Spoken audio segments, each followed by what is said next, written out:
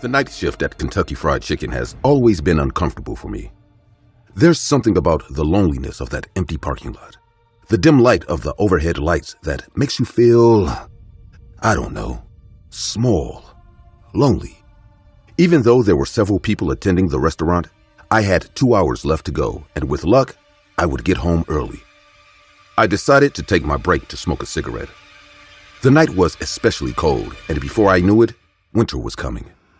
I stayed near the back door where we employees went out to breathe some fresh air between orders.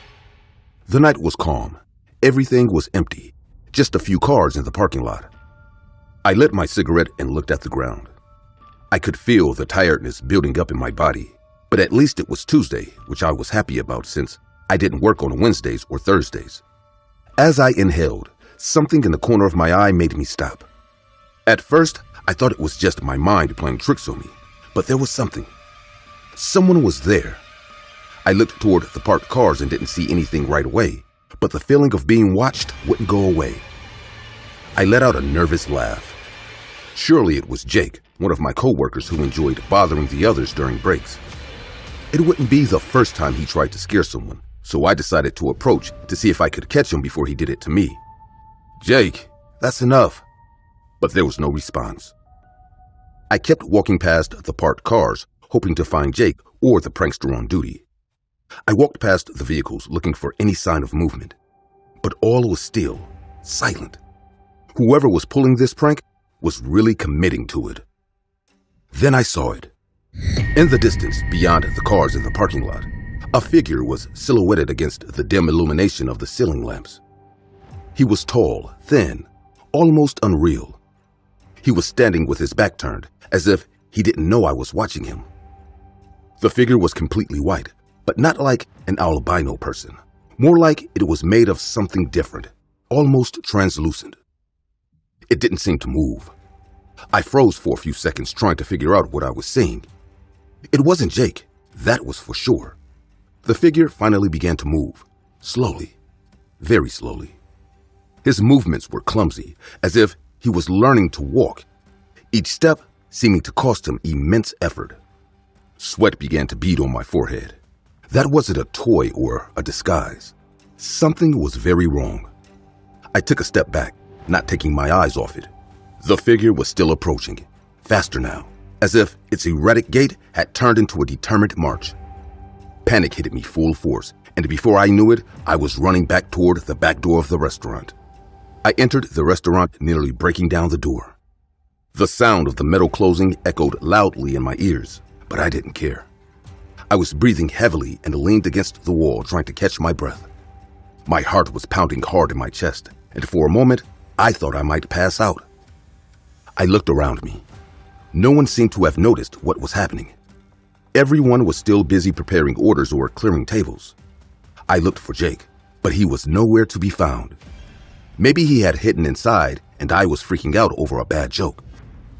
I approached one of my coworkers and asked him if he had seen Jake. He looked at me confused and said he hadn't seen him in a while. That worried me even more. I told him what I had seen in the parking lot, trying to sound rational, even though I knew my tone didn't help. At first, he thought I was making a joke, but just by looking at my face, he realized I was serious. They called the police, but when they arrived, they found nothing. They searched the parking lot with flashlights, but there was no trace of the white figure or Jake. The worst was when they went to check the security cameras. The boss wasn't there, and no one else had access to them. That only left us with more questions. I went back to my workstation, but I couldn't concentrate. The clock was ticking slowly. Each second seemed to last an eternity. My mind kept going back to that figure I had seen, the way he moved, and the fact that Jake didn't show up. Something inside me told me that the two events were connected, but I didn't want to think about it. I didn't want to accept what I had seen. Every now and then, we all went to check if Jake showed up, but there was no sign of him. It was still too early to call his family or make a fuss. In everyone's eyes, an employee had simply walked off the job. By the time the shift was over, the feeling of discomfort had grown so strong that I felt dizzy. I couldn't get that image out of my head. That white figure that seemed out of this world. Finally, it was time to leave. Tom offered me a ride home, but I didn't want to intrude. The last thing I wanted was to be a burden, so I turned him down. I just wanted to get to my car as quickly as possible and get the hell out of that place. I grabbed my stuff and went out to the parking lot, trying not to look into the dark corners. I got to the door and opened it quickly, making sure everything was okay. I locked the doors as soon as I sat down and sighed in relief. At least in here, I could be at ease. I started the car and prepared to pull out of the parking lot. I was calmer, almost relieved. But as I was driving, I heard a sound. It was a soft noise, almost imperceptible, but clear enough to make me turn my head. I looked in the rearview mirror and saw it. There it was, that same white figure, now in the back seat, watching me. Fear paralyzed me. My hands trembled on the steering wheel as I tried to understand what was happening. The car door had been locked. No one had entered. How the hell had it gotten there? The figure leaned forward, stretching its hands toward me. I tried to turn my head to get a better look at it, but before I could react, its hands closed around my face. Despite her weak appearance, she had incredible strength. She crushed my skull against the seat, and it felt like my head was going to explode. I started screaming as desperately as I could. I couldn't get free. The being had so much strength, she was going to break my skull. I lost control of the car. I couldn't see anything, but I could hear. I heard the sounds of the other cars braking. I knew I had lost control. In an act of desperation, I accelerated the car even more to stop this being as soon as possible. And in a matter of seconds, I heard a crash, and everything went black. When I opened my eyes, I was in an ambulance. The white light from the ceiling blinded me, and the sounds of sirens echoed in my ears. 2 paramedics were standing next to me, one of them asking me questions I barely understood. My head was pounding, but I was alive. I asked about the being, about the figure in the car, but the paramedics looked at me confused. They said they hadn't found anyone else in the car, that I was alone when they rescued me. That didn't make sense. I had seen it. I had felt it. I knew it wasn't a hallucination. When the police arrived at the hospital, they asked me about the accident. I told them everything, even though I knew it sounded crazy. I had no way to prove what I had seen, but I was sure the figure had been real. They tried to reassure me, saying that the blow to my head could have caused visions. The next day I was feeling better, and instead of going home, I decided to go to Kentucky the first thing in the morning. When I talked to my boss, he told me that there was no sign of Jake. My coworkers and I told him to check the cameras. What they saw left them frozen in their tracks. The white figure, the same one I had described, appeared on the footage, walking slowly across the parking lot, the night Jake disappeared. No one knew what or who it was, but from that moment on, everyone knew Jake wasn't coming back.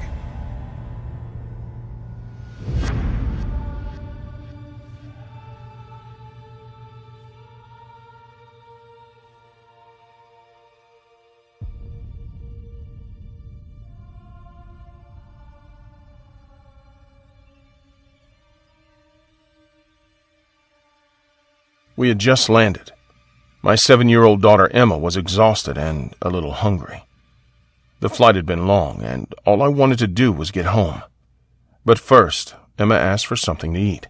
I couldn't refuse her anything, so I decided to stop by a Jack in the Box. We were in Texas, in a town I barely knew, but I knew this place was open 24 hours, which made it perfect for a quick stop. Emma was half asleep in the back seat, so I opted for the drive-thru so I wouldn't have to take her out of the car. As I drove to the restaurant, I couldn't stop thinking about how tired I was. My body felt heavy, and the hunger I had was as persistent as the bad mood that was starting to set in. All I wanted to do was order the food, pick it up, and get home. Nothing else.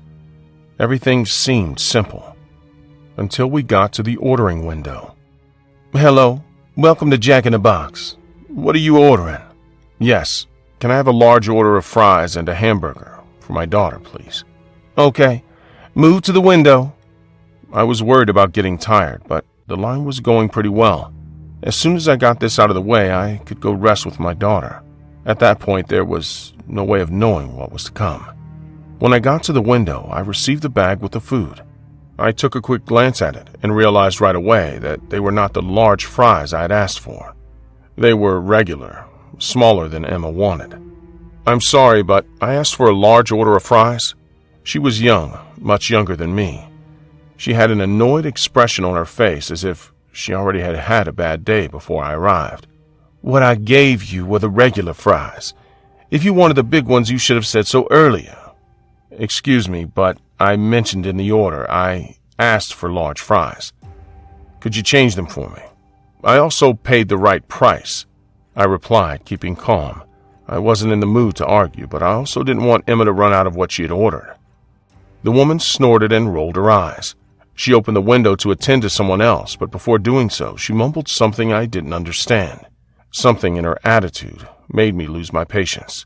"Look, all I'm asking for is for you to change the fries for the big ones. It's not a big deal. It's just what I asked for." Suddenly, the woman looked straight at me, angry. "Do you know what happens when you claim this? I have to throw these fries in the trash, and I'm sure you or your daughter already touched them. Respect my work. We can't all be on your side and put up with customers like you." I was surprised by the aggressiveness in her tone. Emma started to wake up in the back seat. I felt a knot in my stomach, not out of fear, but out of growing irritation. "Listen, you don't have to talk to me like that. I'm just asking you to give me what I ordered." She crossed her arms as if she didn't care what I said. The atmosphere became tense. I knew this was going down a bad path, but I couldn't stop it. Before I could argue any further, another woman appeared from the back of the kitchen. It was the manager. She looked furious. "What's going on here?" "I just asked for a change of the fries that I ordered. It's no big deal." The manager looked at me as if I just said something offensive. She leaned towards me, approaching the car window. I felt her moodiness like a punch in the face. "Get the hell out of here, or I'll bust you and your little girl's head." My whole body reacted to the threat. My blood was boiling. "Hey, you can't talk to me like that. I'm a customer. I'm going to talk to your supervisor." "Oh, you one of those, are you? Huh. Now get out of here before I call the police." That was it. I was completely beside myself. Without thinking, I grabbed the fries I had been given and threw them back in the window. "Go to hell!" The manager gave me a murderous look. I felt trapped in an absurd situation, but before I could say or do anything else, the woman disappeared from the counter. I continued to argue with the employee, but it was already clear that things were out of control. I knew it was best for me to leave, but I was furious.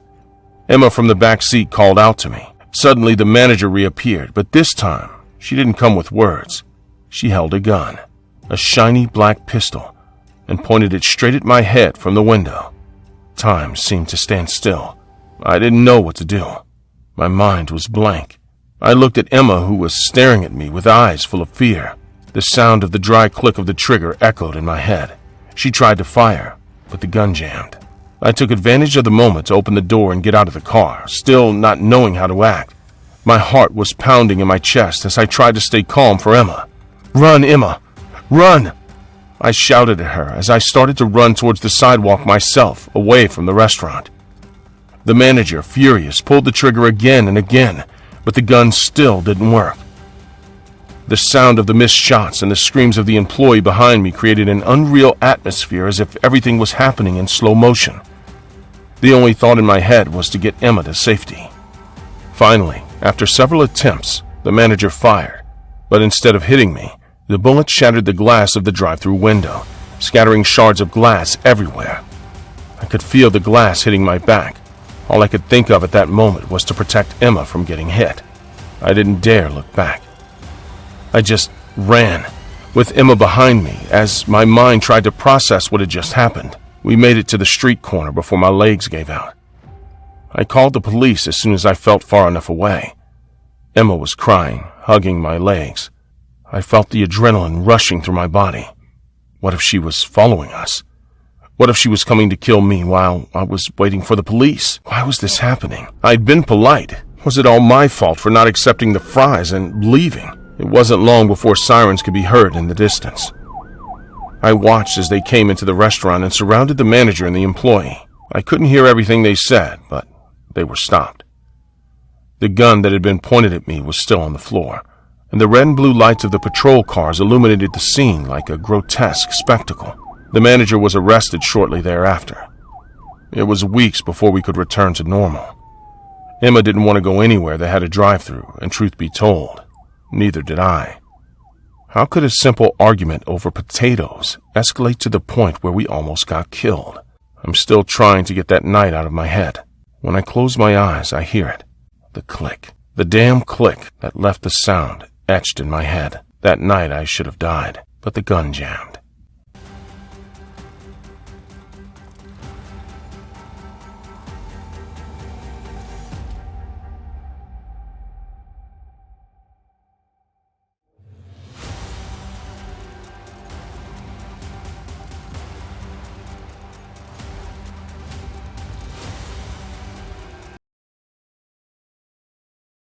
I worked at Steak and Shake in Tampa a little over a year ago. I've never been one to dream of working in a restaurant, but we all have to go through temporary jobs. We're not all born into a golden cradle. Anyway, it's not the worst place in the world, but there are days when I wonder how I ended up here. The place is always full of people coming in for burgers and cheap milkshakes, and the shifts get monotonous. My routine doesn't vary much. Arrive, put on my uniform, serve orders, and deal with people complaining about the same old, same old. I'm not the confrontational type. I prefer to lay low, do my job, and go home. On the night shift, everything is quieter. Fewer customers, and generally quieter. At first, I was afraid to go back alone at night, but over time, that fear went away. I convinced myself that there was nothing to worry about. Until they came. It was a night like any other, a slightly more hectic Friday night than usual. The tables were full and I was moving between the kitchen and the customers. It was when they walked in that I sensed something different, though I couldn't say what exactly. A tall, friendly guy walked in first. Blonde hair, easy smile, he looked like the kind of guy who would never have a problem in life. Next to him was the woman, younger than him with a frown on her face. It was clear she didn't like something, but it was none of my business. I took the order from both of them without giving it much thought, but I kept noticing how she wouldn't take her eyes off me. The first clear sign that something was wrong was when the woman stared as she smiled at the man. He was nice, not flirting or doing anything inappropriate, just being friendly. But his girlfriend was watching it all with fury, with an intensity I'd never seen before. At first, I thought I was overreacting or had misread the situation, so I went on with my work. When her order was ready, I called for the man to pick it up, but instead of him, the woman got up from the table. She approached with quick steps, her hands clenched into fists. She looked me straight in the eye, her expression hard. What she said froze me in my tracks. "If you ever look at my boyfriend like that again, I'll shoot you in the face. You hear me? I'll kill you!" I remained silent, too stunned to react. In my life, no one had ever threatened me like that. Her words made no sense. I did nothing wrong. But she was there, talking seriously, with a look on her face that made me understand she wasn't playing around. Another coworker, Kelly, heard what she said and came over to intervene. "Hey, what the hell is your problem? You can't talk to my friend like that." "Your friend is flirting with my boyfriend." "Kelly, it's okay." "Hell no! I saw the whole situation. She didn't do anything. You're an insecure little woman, and he should leave you just because of that." "Insecure? Who do you think you are? I'll kill you both! You are nothing more than homewreckers. You are easy women who don't respect yourselves or other women's men." The man quickly stood up and grabbed her by the arms, pulling her away from me. He shot me a look full of apologies before dragging her out of the premises. I was in shock, still trying to process what had happened. I could hardly believe such a thing was possible. I had never had a problem with customers before. Never. From that day on, my life changed dramatically. It all started small. First, I would see her on the street, always nearby, but never close enough to talk to me or do anything directly. I would see her from the window of the restaurant when I took a break or when I went home after a shift. She was there, always watching, always waiting. At first, I thought it was a coincidence. It can't be her again, I kept telling myself. But they were not coincidences. Letters began to arrive at my house. At first, they were simple threats. You're going to pay for what you did to me, and I'll always see you at work. Notes written in black ink and hastily scrawled. They kept me awake.